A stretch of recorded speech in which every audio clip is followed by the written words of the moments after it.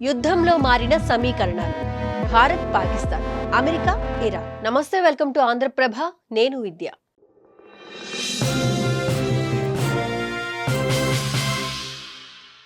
Narendra surrender అంటూ భారత్ పాకిస్తాన్ కాల్పుల విరమణ గురించి ఎగతాళి చేసిన వాళ్ళు ఎక్కడా?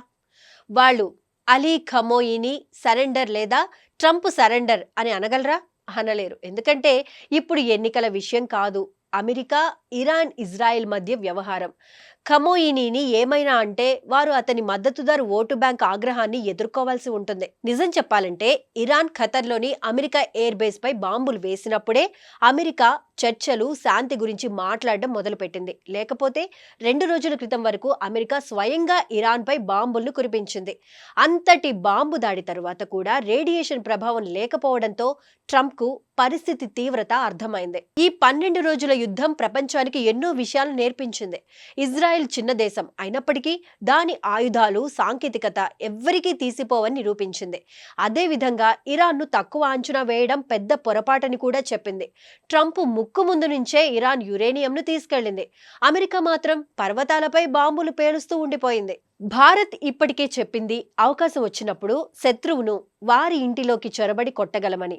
సర్గోదా, నూర్ ఖాన్ ఎయిర్ బేస్లను ధ్వంసం చేయడం ద్వారా భారత్, చైనా, అమెరికా రెండింటికి ఒక సంకేతం ఇచ్చింది. అవసరమైతే కిరాణా హిల్స్ కూడా పేలిపోగలవని. ఇప్పుడు పాకిస్తాన్ నుంచి అమెరికా తన సామాగ్రిని మొత్తం తరలించుకుపోయింది.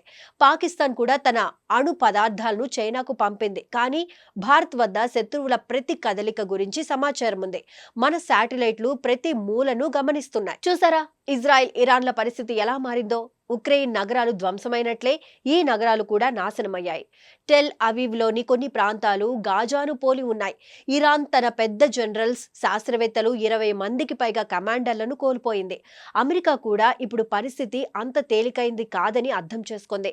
మునీర్ లాంటి ఉగ్రవాద మద్దతుదారుణ్ణి విందుకు ఆహ్వానించి నోబెల్ బహుమతి గురించి మాట్లాడిన అధ్యక్షుడు ట్రంప్ నిజ స్వరూపాన్ని భారతదేశం కూడా చూసింది. మునీర్ లాంటి వ్యక్తులు ఇప్పుడు ఇస్లామిక్ దేశాల్లో కూడా ఒక గా మారారు. భారత సైన్యానికి వందనాలు. ఇంతటి పెద్ద సంక్షోభంలో కూడా ఒక్క మిస్సైల్ కూడా దేశంపై పడకుండా అడ్డుకుంది సైన్యం. 4 రోజుల్లోనే శత్రువుకు ధీటుగా సమాధానమిచ్చి భారత్ మరోసారి నిరూపించుకుంది. ఇక ఏ ఉగ్రవాద దేశము భారత్ను కన్నెత్తి చూడలేదని. 1971 తరువాత పాకిస్తాన్కు, దాని మద్దతుదారులకు ఇది అతి పెద్ద సమాధానంగా నిలిచింది.